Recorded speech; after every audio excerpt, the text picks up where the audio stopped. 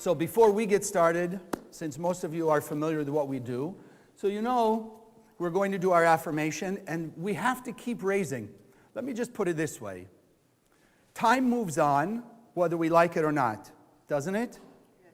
How many of you think time is moving faster than it ever has? Oh, yes. Right? It's Spiritual Sunday, we say goodbye, and the next thing you know, we're coming back again. It just goes like this. So one of the things that a lot of people tend to say, I must be getting older, right?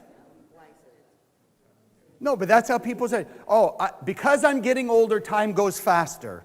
Why is that? Where is that written? I've never heard that before. Why is it if we get older, time goes faster? No, time is actually going faster. Think about some of the things we've learned, right? The first class of Kabbalah 1, for those of you who've taken it, we learned that in the real world, the world beyond the illusion, the world of the Creator, how much time exists in the Creator's world?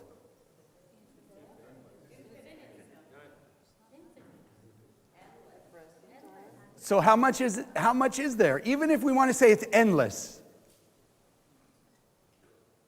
None. There's no, how fast does it take the Creator to go from one end of the universe to the other? He's already there. There's no time. It's already filling space. So that's the point. In reality, there is no time, space, or motion. It's our illusion that there's such a thing. So it may be, as this young lady said, as we get older, we get wiser, and in being wiser, we start to see beyond the illusion. And we start to understand that everything is now. Unfortunately, that opponent in our head uses it the wrong way. Right? Because as we tend to, and I know I keep using the word, get older, what tends to happen with the help of that opponent in our head? We tend to look back and remember things that happened to us that we didn't like doing or we didn't like. We feel guilt, we feel shame, we feel remorse or something. And so it seems like time goes quickly. Why? Because we can remember. Let's say a person is 80 years old and they can remember when they're 5 years old. So how fast did they transcend 75 years? In a microsecond, right? If you're 50 and you go back to your 45 years, how fast? Microsecond. Why? Because consciousness is everything, as we're about to affirm. So if consciousness is everything, when we go back to our 5-year-old to look for something to regret, let's do the opposite. And that's what today's going to infer also, or give you a piece of understanding. Let's go back and see the good that there was. Let's go back and fix what was. Because our destiny is not based on our past. There's no such thing. The same way we just said, how fast does it take the Creator to go from one end of the universe to the other? No time. So then, if we're going to go back and remember what happened and what did, when is our future being created? In the past? And only in the present. So it doesn't matter what happened to us in the past. Right now, we have the capability to change tomorrow by changing today. But the only way we're going to change today is by changing our consciousness. So like everything else they tell us, what do you call a person who keeps doing the same thing again and again and again and again and expects different results? Crazy, insane. So then how many times do we have to go back and remember to beat ourselves up for something I did in high school, in junior high, in his childhood, as an adult, at work, in the family, here and there? How long do we have to go back, or how many times beat ourselves up, hold guilt, shame, anger, and resentment until we decide we're insane? We're crazy. Why do that? Yeah. I have a cheering section right here. They're getting it, right? But think about it. Why? Because what I do today will create tomorrow, not what was done to me. So it's pretty insane, isn't it, to look back, see that pattern, and say, gee, let's keep the pattern the same. Why? Because I don't think I can do anything about it. What can I do about it? It was then. If it was then, why is it bothering you now?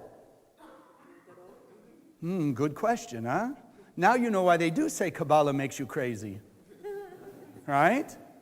If it was then, why is it bothering you now?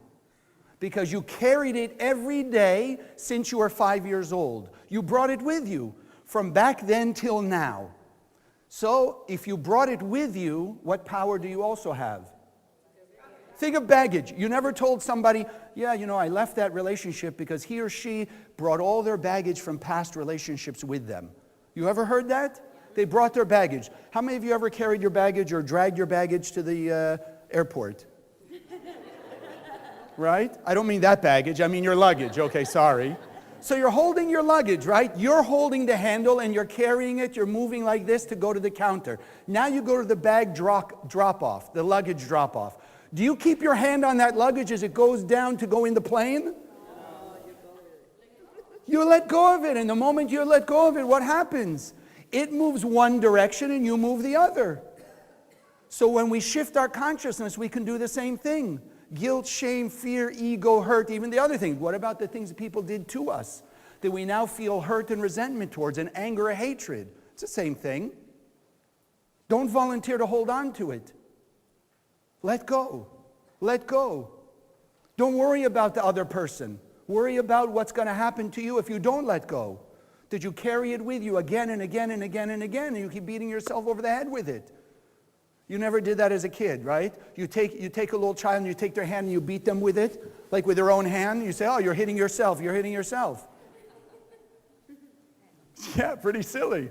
I see how some of you are already getting it. That's what we do, don't we? We take the hand of the other person who might have done 10 years, 20 years, 50 years ago to us something, and we're still beating ourselves with their hand.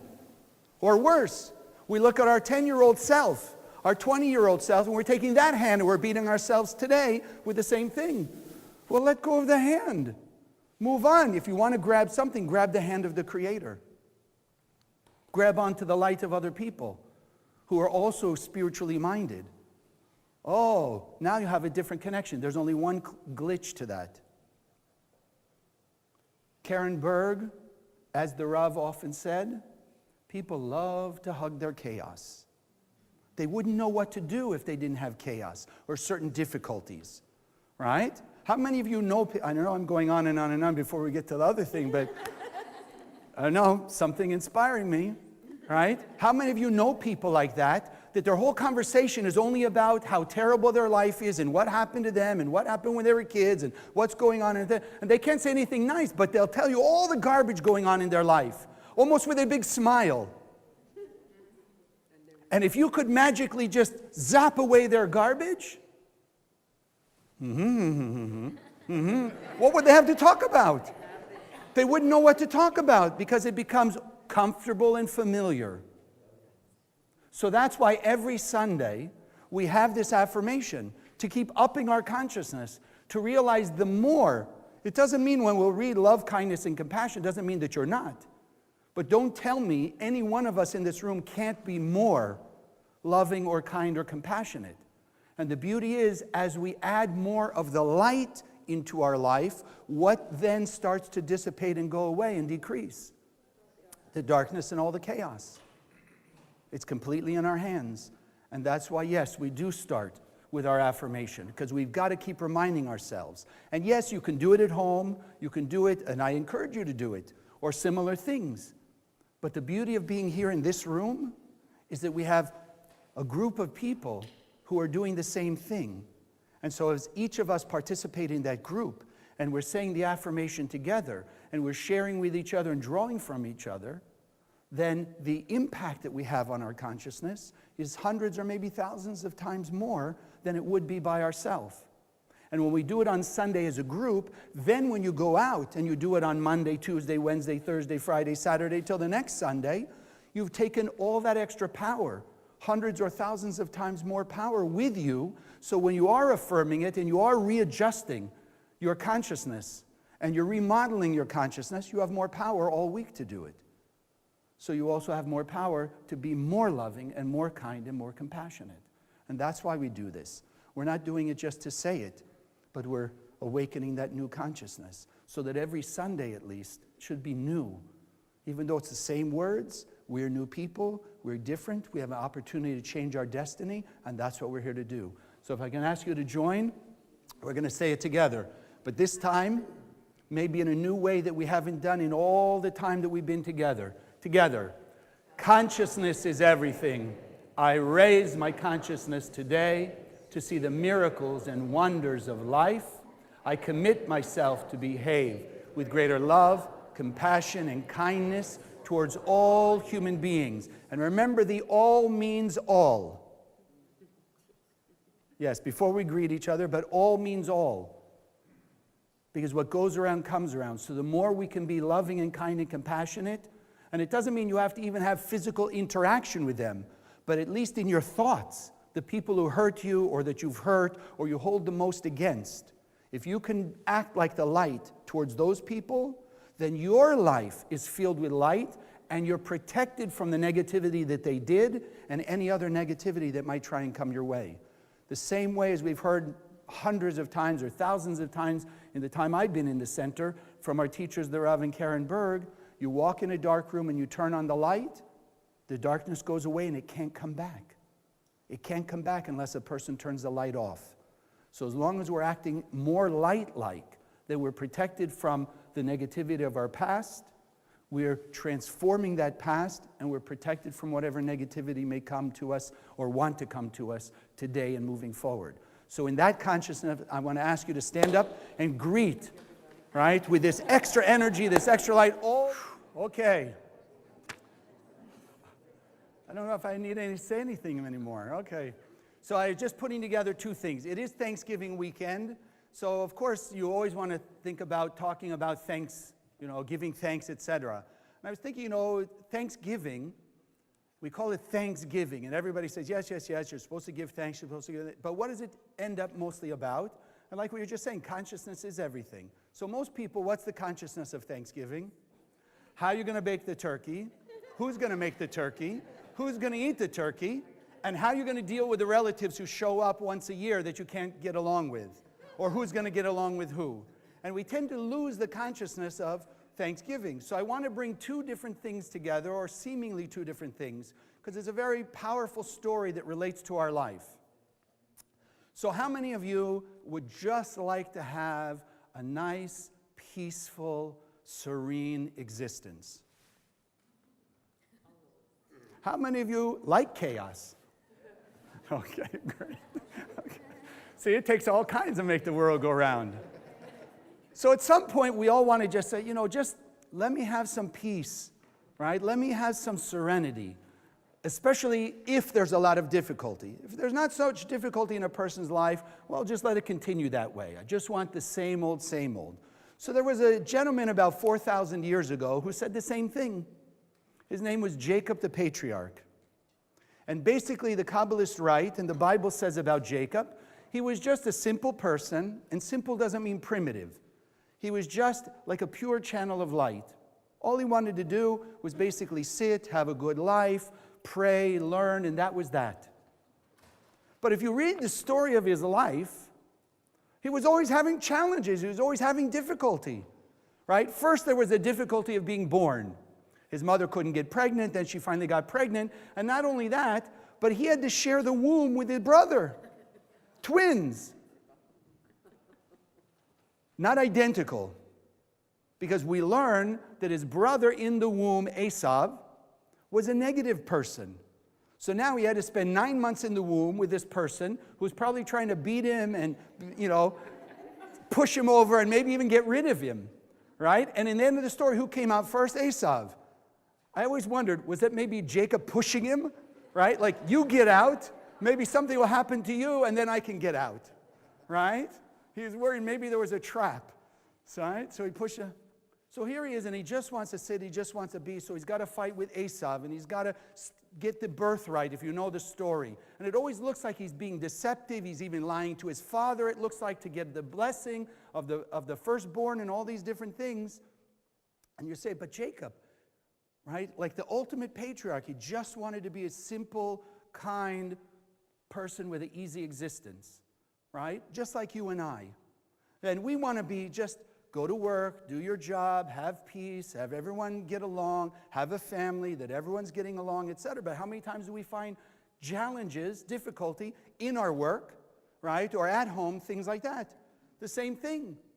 So the issue is, what the Kabbalists teach us, Jacob, because his potential was to be the ultimate of the patriarchs. He was meant to be the example for all of us, how to live our life. So we would say he had a potential of a higher calling than just sitting there praying and meditating, kind of living his life. But like we said in the beginning, time moves on. Life moves forward. And one way or another, we either get pushed or we get pulled to move forward. Why? You can't stay where you are. Even when it looks like we're staying where we are, we're not. Something's moving forward and something's happening. Why? Because like Jacob, we also have a higher calling. We also have a destiny beyond where we are now. We also have more goodness. We have more perfection within us than we're shining out, than we're revealing in the world now. And that's why the universe pushes us or pulls us. Because, like we said, how long does it take God to get from one end of the universe to the other? No time. It's instant. So when we think of our perfection, same thing. It doesn't take any time for our perfection to exist. It's the issue is, how much are we living into that perfection? So the universe pushes us and pushes us one way or another. The sad part for us is it often looks like challenges and difficulty. But how many of you ever went to school? You go to school, how do you know what you learn? How do you know what you really learned in school, in a class? You got to take a test. The teacher gives you a test of your knowledge. So if the Creator gave us 100% fulfillment, light force, all the resources to be blissed out forever, and we're not learning, so to speak, the lessons, like Jacob just wanted to sit, and his sitting was way up there spiritually compared to where most of us are. So if he had to be pushed and prodded by these various tests / challenges in his life, how much more us? How much more us? But our work is to shift our consciousness, not to see it as a test, like God is throwing a test at us. No, it's the universe pushing us that we asked for that push when we came out of the endless world. If I'm not moving myself forward, help me move forward. Because what do we all want? We want ultimately to have that bliss, just to sit with joy and happiness and love and unity with the entire world. And that's what's meant to be. But sometimes things come along that kind of push us in different directions. Some of you know a little bit of the story, but back in 1977 when my mother died, she died of cancer, and I decided, well, that's it, I'm not going to be a doctor. They didn't have a solution for her disease. Why should I be a doctor then? Because if there's no solution, why bother? So you know what I decided? I'll go into business. So after years of not taking anything but science and science and science and science and science and science classes, I went to a college and I took business law, business accounting. I figured, maybe I'll get my MBA. And then you know what I told myself? Let's have some fun. Something I never had a chance to do in high school, right? Or the first years of college. I'm going to take auto mechanics. Auto mechanics. Always wanted to learn how to work on a car. I wanted to know what existed under the hood. Now forget it. You're talking back in the 70s when you could see something under the hood, right? Now you open the hood, it's just a big computer, right? And you know me and computers, right? So I took auto mechanics. I took a little body shop class. I was taking law. Like Jacob. I thought, okay, this is now my complete, just my nice life. It's going to be serene. I'll do some business. I'll know how to work on my car. I can change my own brakes, things like that. The universe kicked me, you know where. And all I can tell you was, I was called. I had this thought. All of a sudden, memories of dreams, visions that I had growing up that made no sense whatsoever, started to just bombard me. You got to find out what this is. You got to find out what this is. What's going on? Why did these things take place? And all of a sudden, I found myself studying spirituality. And one thing led to another, and I'm studying, I'm taking classes, I'm reading books about the teaching of the Far East and New Age metaphysics and things like that. And then came what I thought was probably the most humorous part. This nagging voice wouldn't stop. You're going to teach. And I'd say to the voice, no way. A day later, you're going to teach. You're going to be a teacher. Me in front of a group talking? Never. Thank goodness God doesn't give up on us.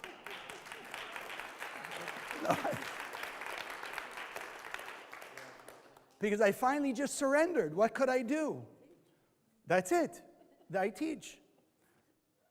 So all of us have those callings, right? And then, of course, once you're open to it, then everything falls in place. The same way Jacob, if you read the story, he has all this trouble to the point where he sold, he didn't even take it. His brother accused him of taking it, but his brother sold the birthright to Jacob. I mean, nobody from the supermarket follows you home and says, hey, you stole the groceries, you paid for it. They don't follow you. Esau is saying, no, Jacob stole it. He stole the blessing, he stole the birthright. No, he bought it fair and square. Now his brother's angry. Why? Because after the fact, now he wants it back. So he's chasing his brother, so Jacob has to run away. Jacob's running away, and like me, like probably all of us, at some point you say, God, why? What's going on? What's happening in my life? Why? Why do I have to go through this? So the story says Jacob runs away, and one night he lays down, and this is the part I still haven't figured out in 30 years in the center. He takes a rock, right? Take your shirt off and put the shirt under your head. He takes a rock, and he puts a rock under his head like a pillow. Maybe that's why he couldn't sleep well, right? And then he has the dream, Jacob's ladder, the famous Jacob's ladder. And goes all the way up to heaven. He sees this ladder, and he sees the angels going up, and the Kabbalists make a big deal about the wording. Because the Kabbalists teach us there's not a single word in the 5 books of Moses in its original language that doesn't have very powerful meaning. So it doesn't just say the angels went up and down, like, okay, what did you expect? No, they make a big deal. First, the angels went up. But some of the commentators say, wait a second, but if the angels are already up there metaphorically in heaven, shouldn't they be coming down and then go up? It says, no, the angels went up and then they came down.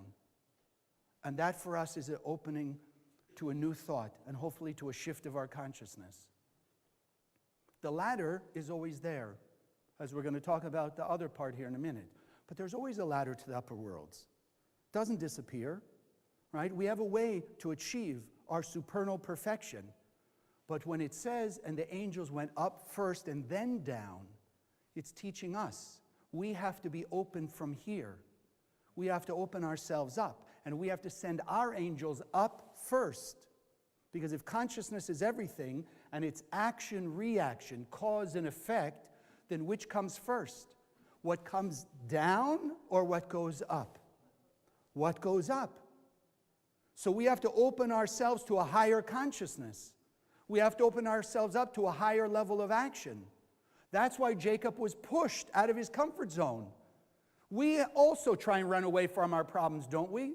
But we can't run away. Because like Jacob ran away from what he thought were his problems, but who did he take with him?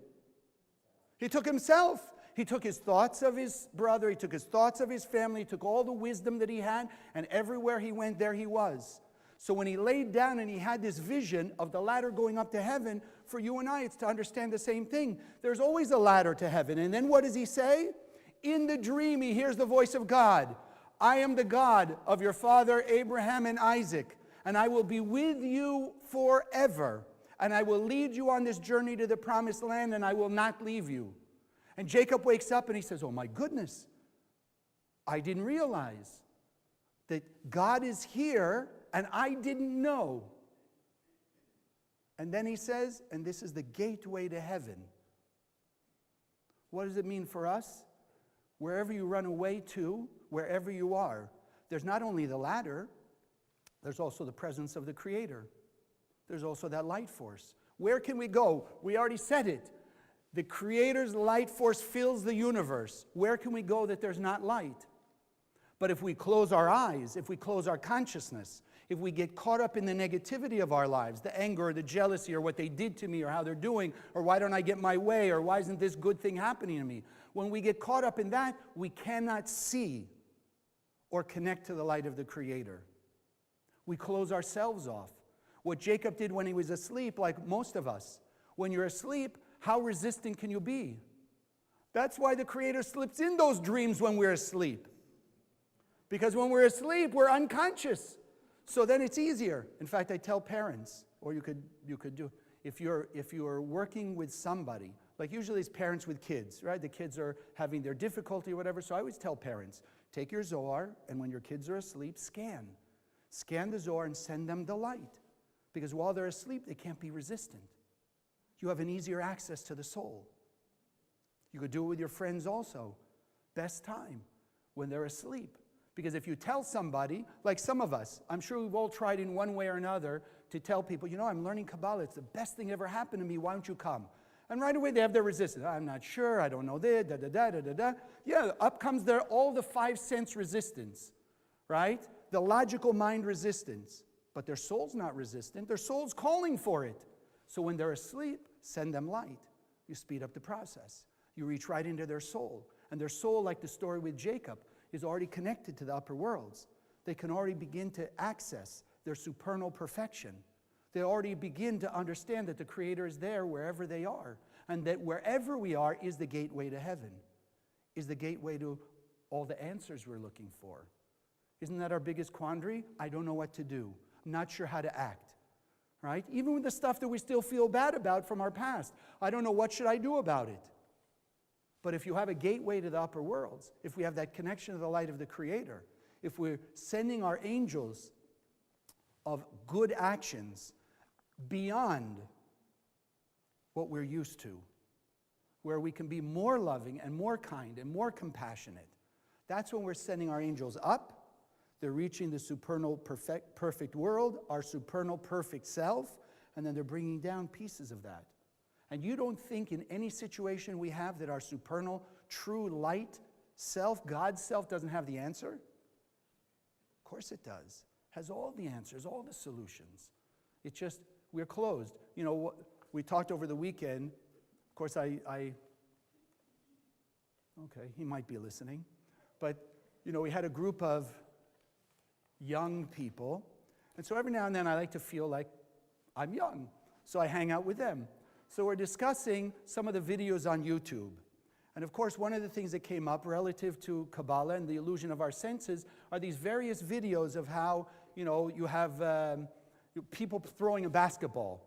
And they say, okay, your test is to count how many times the basketball is passed back and forth.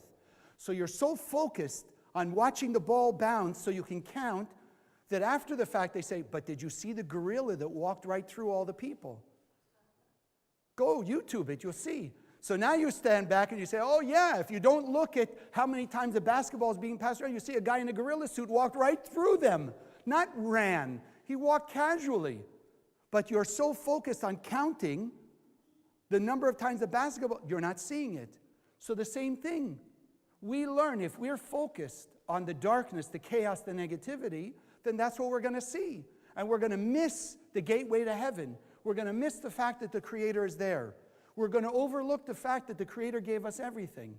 And we're here to remember, no, we have it inside of us. All we have to do is like Jacob. Even though he was running away, he had to do something good to have the dream.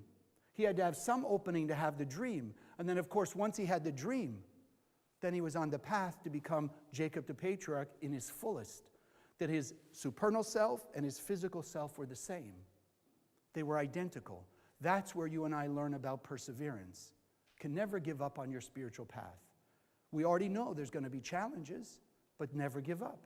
Because if you look back, 99 times out of 100, the challenges that we went through made us better people, gave us a new perspective on things, taught us lessons to prevent other bad things from happening, and just made us more loving, kinder, compassionate, because that's what we worked on through those challenges. I have a student just this last week told me this story, so I thought it was interesting timing. He's been a student maybe 5-6 years in the center, right? His family came before him. He kind of started to show up because the family was here.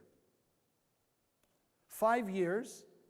He's got questions, he's got doubts, why are we doing this, why are we doing this, why are we doing this? Because he was raised with a little more traditional background, and us, we're very untraditional. Even when things look like they're a tradition, like the new moon or some of the various events. So of course you always come in a question, why do you this, why do this, I don't think so, I don't like this, I'm not so good. But the interesting thing was, as I mentioned to him in the last year or so, he still kept coming. Even though he had questions, he had doubts, etc., he was still coming and still participating. So he tells me this last week, he literally came with tears in his eyes. He says, I just want to thank you for not giving up on me. He says, because this week I got it. He says, like everything clicked. All the pieces came together. I saw clearly how when I was doing the scanning in the Zohar and the different meditations and participating in the events, etc., he says, I see how all the pieces came together and helped me to have these different miracles in his life. Because if you knew his life, it was a terrible life. He grew up with a childhood ailment. His mother was a little mentally unstable, so she wasn't present, right? He grew up with depression. As he got married or whatever, he lost a child, went into depression again. So he had a lot of difficulty in his life, a lot of trauma and traumatic experiences. So for him to persevere, for me, was the miracle in and of itself. This last week, what he shared with me was just icing on the cake. That now he has absolute certainty. The Zohar works, the 72 names work, that Kabbalah is what we teach you that it is. It is the universal system for the soul, for every human being to improve their life. So he had that miracle, and you couldn't see, even through the tears, you could see the shining of his face. The shining of his face. And that's where I want us to go. We have to keep that in mind. Wherever you go, it's the other aspect we learned from Jacob. Jacob, most people think, and even some spiritual teachings say, if you go into the middle of Jerusalem, you go on Temple Mount, they say that's the gateway to heaven. Right? That's why the temple was there. Judaism, Christianity, Islam, they're all centered right there, Temple Mount.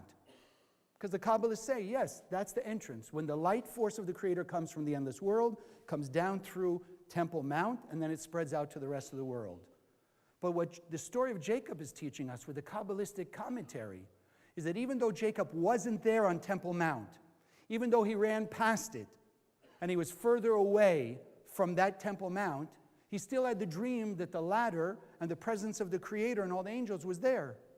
And the Kabbalists teach us, for us, wherever you go and wherever you are, you're in the midst of, you can call to you that energy of the gateway to heaven.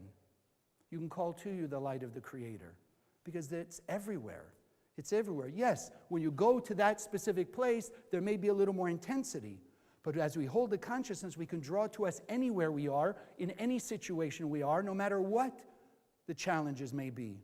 We can call to us that energy center of the universe, because we always have a direct connection to the Creator.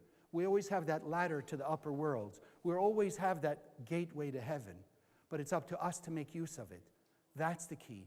We have to open ourselves up. So related to Thanksgiving, I want to take it a little off the side here. There's a Kabbalistic teaching called finding. And it's kind of written this way.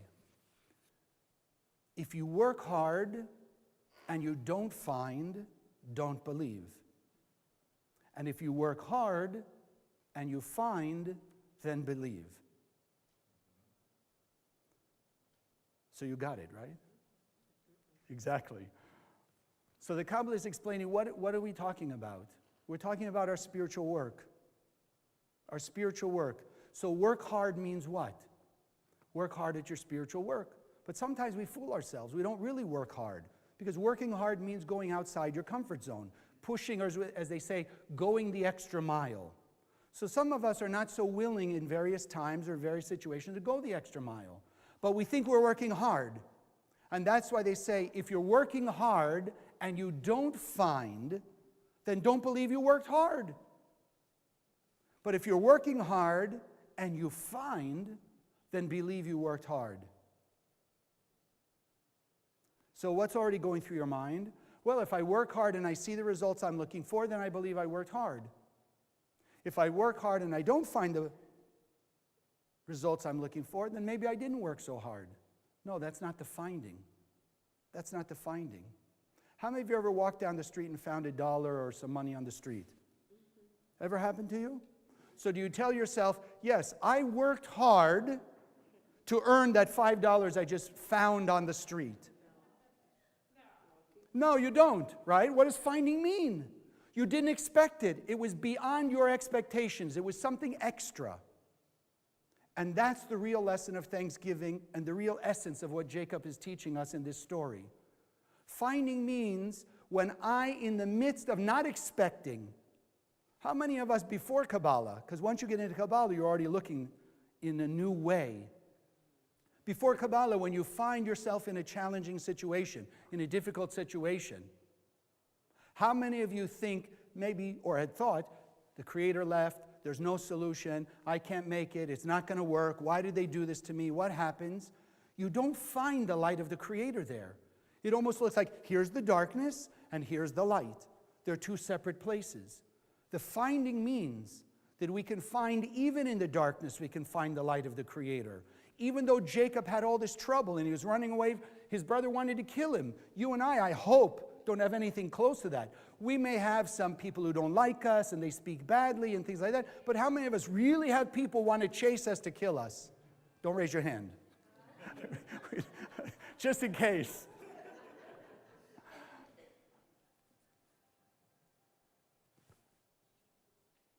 But in the midst of it, the Creator was there. Because there is no place the light doesn't exist. There is no place. So the finding means that I find wherever I am the light of the Creator. And the finding means I have to work to see it. I have to see it through the difficulty. I can't just look at what they're doing to me. Did we ever stop and ask, why am I in that situation? Why did I find myself in a situation with a nasty person or a difficult office environment or what have you? Why am I there? Why did Jacob find himself in the womb with a negative person? So he learned to ask himself the same thing, because it's a way the universe pushed him out of his comfort zone to be the real Jacob. We're in challenging situations. Look at the other way. We're some of you I've probably said it to in this room. People walk around sometimes and they're a little sniffly or whatever, and you go to hug them or whatever, or give them a kiss, and they, oh, no, I'm sick, don't kiss me, don't hug me. You ever had that happen? So I look at them, I learned in the center, no. Why would you believe that only illness is contagious? What about health? So let me give you some of my health. Oh, you should see the eyes, like, okay. Like, what do you say? What do you mean?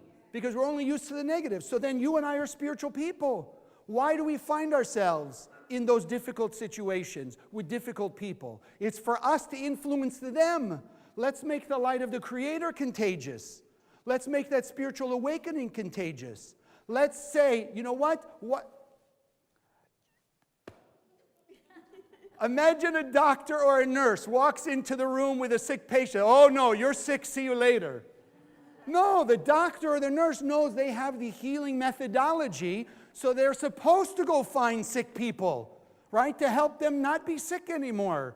So if we're spiritual people and we're growing spiritually, and like the finding, we're working harder to find how much more of my perfection I can reveal, then where am I going to reveal more of my perfection? With people who aren't perfect. They're not expressing their perfection. So the ones who are being nasty, who are in trouble, who are having difficult situations, and may even be angry at me, let me be the spiritual healer to go to them and share my light. Let me share with them spiritual awakening. Now suddenly it doesn't bother me as much, because I'm there to help them. I'm not there to get from them. That's the finding. How many of us find blessing in all parts of our life? Yes, we should also find good in the good things in our life, because we can also take that in a taking for granted way. Well, I just wake up in the morning, I expect everything to be the same. Well, a lot of people in the world, they don't. They wake up, or some of them don't even wake up. It's already different. Some wake up and things in their life are not the same. Right? Things are difficult, they have other challenges, there's environment around them, they're in the midst of who knows what kind of environment.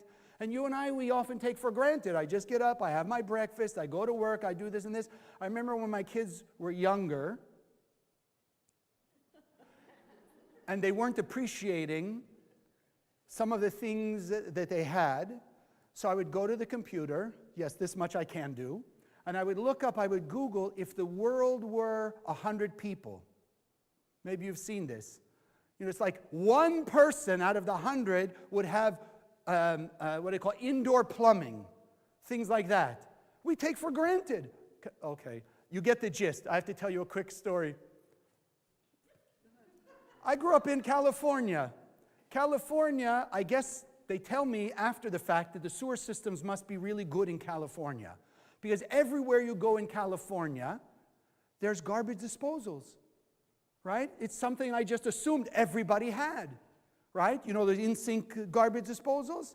So then I find the center, I move to New York, and I'm going door to door as we used to for the first 10, 11 years I was in the center, and I'm going to these nicer areas in New York. And the nice people, they invite me in, and we're talking this and this. And one day I remember looking at the sink, and I said, "Where's your garbage disposal? This is, it's a nice area. It's not like a broken down house you could say they couldn't afford it, right?" So, "Oh no, we don't have them here." And I looked at it, I said, you know, in California, everywhere, even the slums, they have garbage disposals. Here in New York, you don't have them? You follow? I took for granted those things. So we have to learn how not to take for granted the fact we wake up. This is one of the tricks that Rav and Karen use on us. How many of you right now have a toothache? You don't. How many of you, before I mentioned it, were thankful, consciously thankful that you didn't have a toothache right now? Exactly. Most of us, we don't. We're just assuming, I don't have a toothache. I'm listening to what's going on. But you're not thankful you don't, or some other ailment. No. Until when? You have the toothache, then it goes away. Oh, now I'm thankful I don't have the toothache. No, we're learning, finding. When you work hard to find the blessing, you will find it, and that's how you know you worked hard. Not the result you're looking for, but to find the light in the midst of it. Tell you one story as we're closing. Had a student when I was teaching in Miami. He comes to complain to me. He'd been in spirituality for quite a number of years now, maybe 15, 20 years, and he's telling me, you know, spirituality, they always talk about prosperity, prosperity, prosperity. And he's telling me for 12 years, he's just barely making the bills. He says some months, it's even the last day of the month. Something will come along and he just has enough to pay the bills. But he doesn't feel he's prosperous. So fortunately, I knew him well enough, and he knew me well enough not to be insulted. But I looked at him, I said, "What are you, an idiot? Are you stupid?" And he looked at me like, "What are you talking about?" I said, "Listen to what you tell me. It wasn't a month, it wasn't a year, 12 years. The Creator made sure you weren't in debt. The Creator made sure you had food, clothing, and shelter for 12 years through your stubborn thick-headedness, and you can't appreciate that the Creator was blessing you because you weren't prosperous. You didn't have thousands or millions of dollars in the bank." And he looked at me like, "Oh, you're right. You're right." He didn't see, he couldn't find the blessing in the fact that he wasn't in debt, that he had everything he needed. He'd never been out on the street. He'd never been without a meal. He'd never been without a car, etc. But in his mind, you follow, he didn't have extra. He didn't have more. And the moment he awakened himself, like Jacob, if you read the rest of this story, Jacob wakes up and he goes on his way. He says, "God, if you will be with me and you'll do everything you promised," he says, "I will give you 1/10 of everything I have." Meaning I will appreciate, I will come to find the good in the good that I will give back.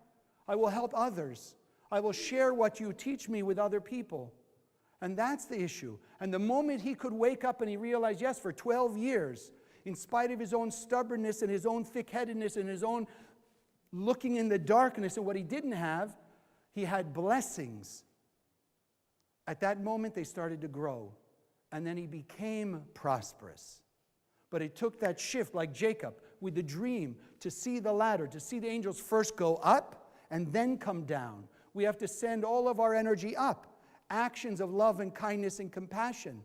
Greater actions. Then the angels take that up, and then it brings it down for us. That's the cause and effect. So today, the weekend of Thanksgiving, it's time to understand, yes, the Jacob's ladder and Thanksgiving, they fit very well. It's the lesson for us to look at all our blessings. You know, the glass is never half empty. It is never half empty. It's also never half full.